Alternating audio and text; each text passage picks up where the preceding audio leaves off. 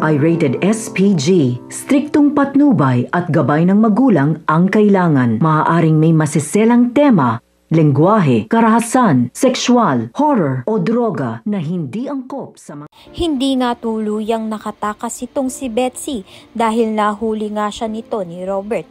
Ngayon dinala nga itong si Betsy sa ospital at naging critical nga ang lagay niya. Samantalang ang isinilang nga niyang anak ay kinuha nga nito ni Robert at ginawa nga niyang Junior. Pinangalanan nga niya itong Robert Jr. Sa kabilang banda naman nga nang iuuwi na nga ni na Robert, ito ngang si Robert Jr. ay makakapuslit naman nga itong si Susan at ang kanyang asawa upang ang mapakawalan nga itong si Betsy at tuluyan na nga silang makatakas.